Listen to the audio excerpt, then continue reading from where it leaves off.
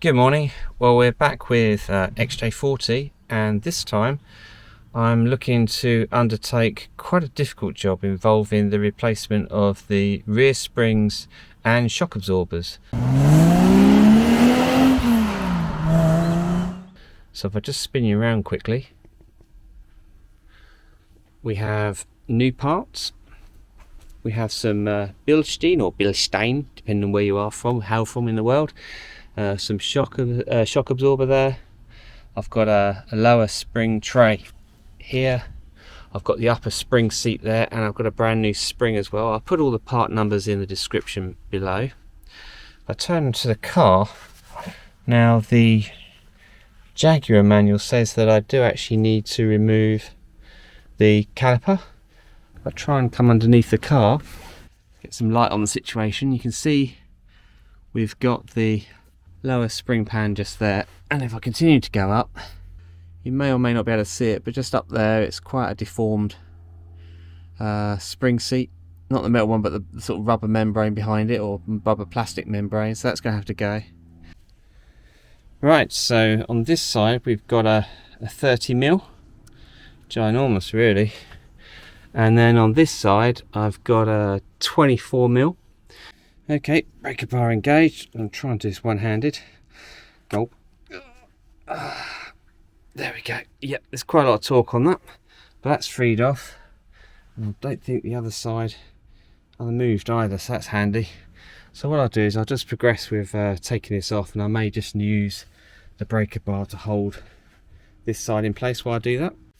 Okay, the nut and large washer have come off from this side, just over here, which is fine. I've also deployed the jack and a block just to take the pressure a little bit off the bolt, and what I'm going to do now is just gently tap out the bolt that's in there. Just get a gentle tap, and you can see it just moving just there. So I'll carry on doing that, get it out. You can see it's now coming out the other side, no problem, and we'll crack on after that. I just used one of my large punches to drive it through the part of the way, and you can see it just here. So I'm just going to grab hold of that and try and release that, just turning it like so, and there we go. That is now out. It's quite a hefty beast. So what I can now do is lower the jack and move it out of the way, and then we'll turn our attention to the upper spring pan. You may be able to see that I've removed some of the nuts off the spring tray at the top there. There's another one up the top there. You wish to take the inner ones off first. I did actually use some plus gas on them just to warm them up and help free them off, and that seems to have worked a treat because they were quite badly corroded. So now I've just got the other two left to do. Okay, the whole assembly kind of dropped down on its own accord when I released the final nut. So in hindsight, it might have been a good idea to prop it up with the jack and block of rubber, but no harm done. So what I'm going to do now is just try and maneuver it out so I can get the whole assembly out and inspect it. Okay, the Jaguar manual was right. I've needed to take the brake caliper off. So to release those two, it's just a hex. I think it's a HW7CRV hex. And also just if we remove the actual carrier itself, it's just I think it's a let's have a look, what did I use, 15mm. Leave that in place for the moment.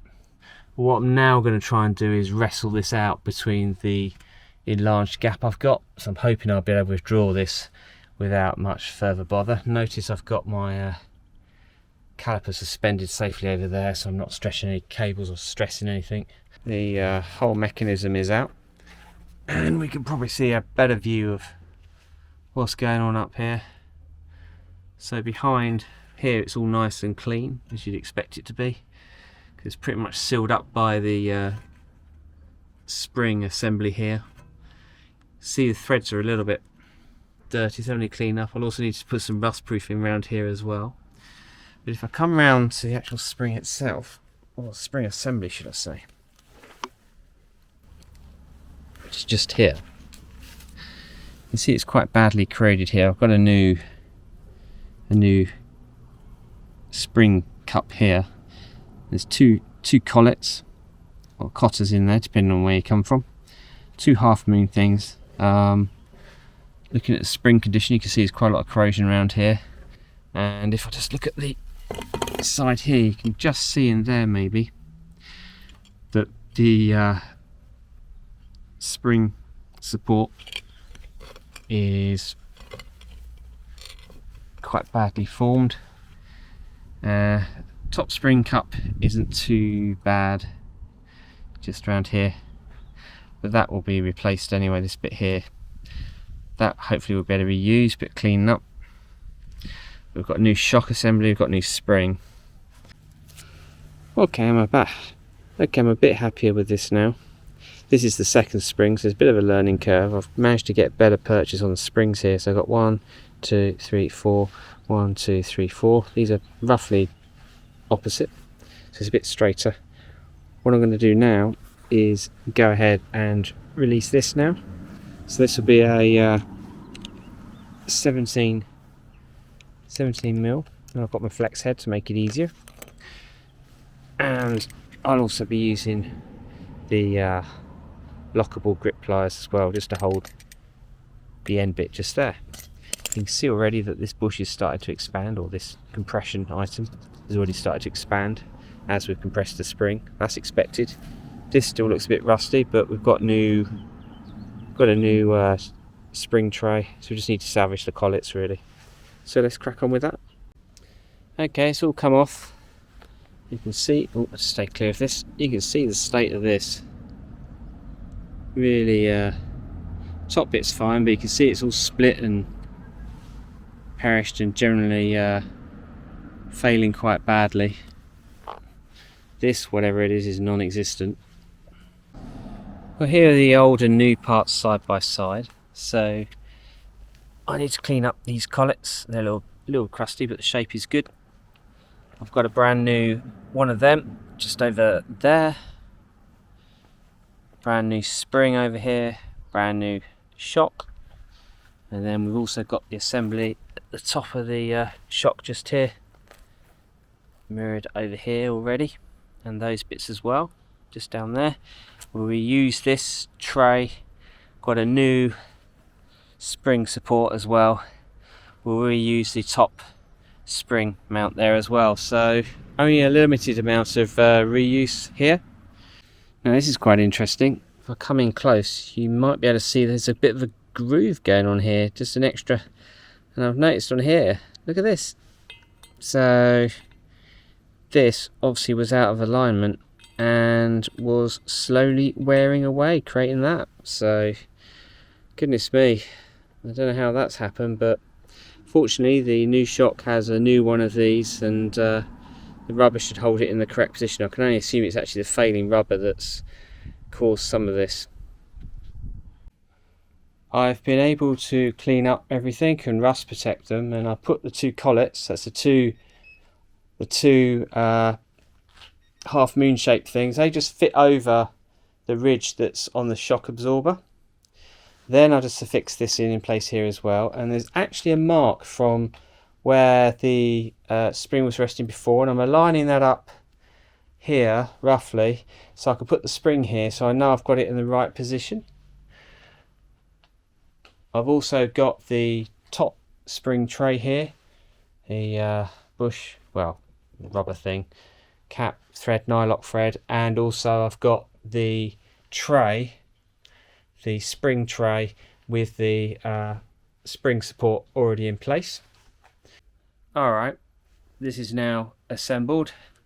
Absolutely unspeakable things to do it. In the end, I had to change compression and compress it significantly because this spring is stronger than the old one that it's replacing.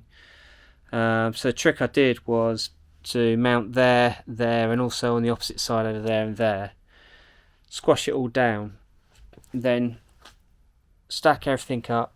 So the big at rest orange pad in there, and then here as well. And then I just had enough to get the thread on, and then whilst it's supported in the vise, I was able to get a good, what was that, good centimetre of thread, and then I was able to release one side, this side here, of the spring compressor, leaving the other side still slightly compressed. That enabled me to avoid fouling the tray. And then after that I was able to release that, and you can see here that it's compressed down the rubber shot bush, whatever it's called, quite significantly. So I'm pleased with that. The alignment's not bad either. There's a little bit of give in this anyway, just in case it is slightly off, but I want to try and get it as straight as possible. So now I'm in a situation where I'm able to offer that up to the car, so that'll be the next step. Okay, I've managed to get it partly offered up, and I've pushed the bolt through to help me. So I've got the two threads at the rear pushed through the holes. But you can see there's a bit of a gap here, so what I'm going to do is bring the jack in, gently jack this up and align the final two holes. Okay, look just there, as I bring the jack up, it should just hop in, and yep, the same for the other one. So I'm just going to pump it a bit more, and then that gives me plenty. There we go. Yep. Yeah, I'm quite happy with that. Okay, let's have a look around here. So the big nut has been torqued to about 200 Newton meters. I used a big socket on the rear there to hold it in place. Meanwhile, up under here, if I shine a light, I've managed to put all four nuts on. I cleaned all the threads up with WD-40, and then I've got new washers on there, and then I was just able to tighten them up to about 28 Newton meters of torque. So that went on first, then I torqued up this one. So the next step is just to go ahead and refit the caliper carrier. The carrier itself breaks, and then that'll be this side done. Well, I'm all finished up now. This is the passenger side, UK passenger side rear. So near side rear, or left hand rear as they say. All in place, all secure, all torqued up, no worries. Brake caliper reassembled. Gave a disc squirt of brake cleaner whilst I was here, and then a bit of copper grease for where the wheel and nuts go on. So the astute or keen-eyed will notice there's a few scratches on the coil, the spring. Can't be helped just because of the way you have to angle the into position, and obviously there's the spring compressors as well, which leave a bit of a mark. But it's not a problem, because what I'm going to do is I'll rub down on this area in another time. You can see the wishbone, that needs to be rubbed down, and what I'm going to do, I'll coat the whole lot with lano guard so we won't get any corrosion. If I come round to the other side, similar story. We've got a spring all in there, gain a few marks, just need to look to treat with lano guard when I get a chance to rub the whole area down and spray with lano guard. Got some on order, and again a bit of copper grease for where the wheels and nuts meet. So well, I hope you found this useful. Thank you very much for watching. Plenty more videos with Fixing 40 coming along very soon. Thanks a lot.